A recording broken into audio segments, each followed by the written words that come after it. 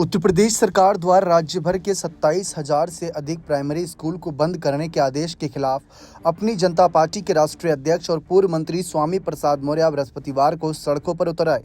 वे सैकड़ों समर्थकों के साथ राज्यपाल को ज्ञापन सौंपने जा रहे थे, लेकिन दरुल्फा के पास पुलिस ने उन्हें बैरिकेड लगाकर रोक दिया, जिससे नाराज होकर उन्होंने सड़क पर ही धरना शुरू कर दिया। और उसके बाद देखिए किस तरीके से योगी सरकार पर जमकर गुस्सा फूटा स्वामी प्रसाद मौर्य और उनके समर्थकों का। योगी सरकार 27,764 स्कूल बंद करने जा रही है, जिससे 14 लाख बच्चों की पढ़ाई प्रभावित हो रही है। 14 लाख बच्चे शिक्षा से वंचित हो जाएंगे। ऐसे स्कूल में पढ़ने वाले बच्चे गांव, गरीब, मजदूर, किसान, दलित, आदिवासी, पिछड़े समाज के बच्चे पढ़ते हैं। जिनके पास कुछ नहीं है उनके ही बच्चे इन स्कूलों में पढ़ते हैं। माननीय मुख्यमंत्री जी 27,764 प्राथमिक स्कूलों को बंद करके आज गरीब के बच्चों से शिक्षा से वंचित करना चाहते हैं, जिसके विरोध में अपनी जनता पार्टी महामहिम राज्यपाल जी को प्रतिवेदन देने के लिए यहाँ से रवाना हुई है। जिस तरीके से बात की जाए, आपका ज्ञापन जो है उसको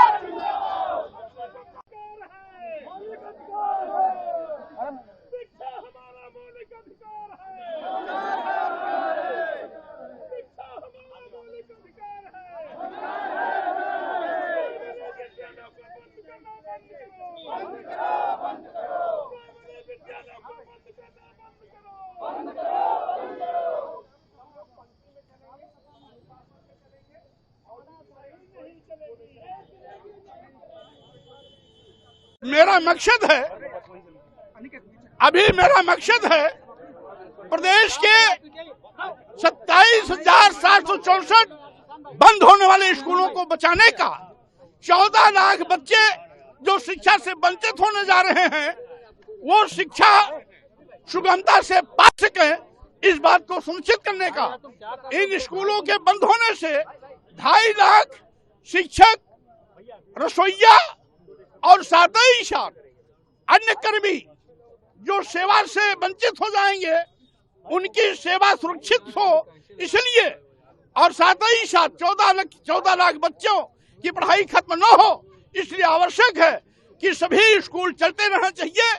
अगर योगी जी को स्कूल को बेहतर बनाना है तो आज आवश्यकता है प्रदेश के सभी विद्यालयों को चलाने के लिए 12,70,000 अध्यापकों की नियुक्ति होनी चाहिए, क्योंकि अभी मात्र 6.5 लाख अध्यापक है, जबकि कक्षा एक से लेकर के 8 तक क्लास 1 यानी प्रति क्लास एक अध्यापक के हिसाब से 12,70,000 अध्यापक की आवश्यकता है, जबकि मात्र 6.5 लाख अध्यापक है।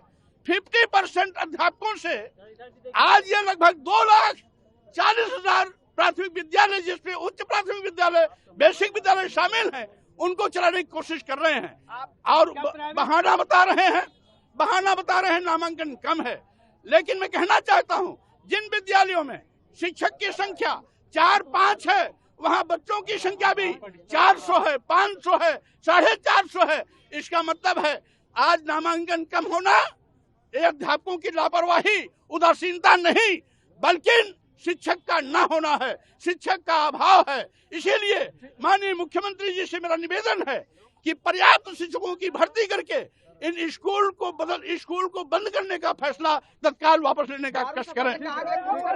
देखा आप सभी ने किस तरीके से स्वामी प्रसाद मौर्य ने योगी सरकार के खिलाफ अपनी बात रखी और साथ ही साथ स्कूल बंदी से बच्चों की शिक्षा पर संकट और शिक्षकों की भर्ती नहीं, उल्टा स्कूल बंद कर रही सरकार पर तमाम सवालात खड़े कर दिए। आपको बता दें कि इससे पहले मायावती ने भी अपनी बात सोशल मीडिया साइट एक्स के जरिए रखी थी योगी सरकार के इस फैसले पर, जहां पर उन्होंने लिखा था कि बेसिक शिक्षा परिषद उत्तर प्रदेश सरकार द्वारा प्राथमिक विद्यालयों के युग्मन एकीकरण की आड़ में बहुत सारे स्कूलों को बंद करने वाला जो फैसला लिया गया है वह गरीबों के करोड़ों बच्चों को उनके घर के पास दी जाने वाली सुगम व सस्ती सरकारी शिक्षा व्यवस्था के प्रति न्याय नहीं, बल्कि पहली नज़र में ही स्पष्ट तौर पर यह अनुचित, गैर जरूरी एवं गरीब विरोधी प्रतीत होता है। सरकार से अपील है कि वे अपना युग्मन एकीकरण का यह फैसला गरीब छात्र छात्राओं के व्यापक हित में तुरंत वापस लें। यदि सरकार अपना ये फैसला वापस नहीं लेती तो फिर हमारी पार्टी इनके सभी माता पिता व अभिभावकों को ये विश्वास दिलाना चाहते हैं कि हमारी पार्टी बीएसपी की सरकार बनने पर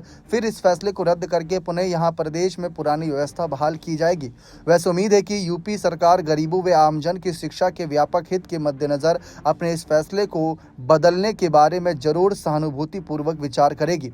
अब लगातार स्वामी प्रसाद मौर्य कहीं ना कहीं योगी सरकार के खिलाफ अपनी बात रख रहे हैं सड़कों पर उतर के, और ये माना जा रहा है कि योगी सरकार के खिलाफ स्वामी प्रसाद मौर्य के इस कदम से भारी बवाल मचेगा। जानकारी दे दें कि स्वामी प्रसाद मौर्य जो पहले बसपा के साथ थे, मायावती सरकार में मंत्री रहे और उसके बाद भाजपा के साथ जुड़े तो वहां पर भी योगी सरकार में मंत्री रहे।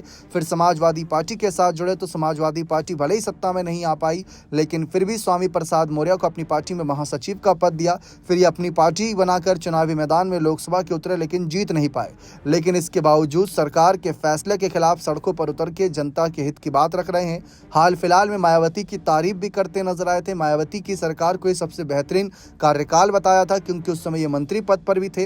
और अब जिस तरीके से योगी सरकार के खिलाफ अपनी बात रख रहे हैं, ये कई सारे सवालों को यहाँ पर उठा रहा है कि क्या इनका अगला ठोस कदम रहने वाला है। इस पर चर्चा तमाम हो रही है कि क्या स्वामी प्रसाद मौर्य सचमुच अब योगी सरकार हिला के रख देंगे। ये देखना दिलचस्प रहेगा। बने रहें चैनल के साथ। बहुत बहुत शुक्रिया।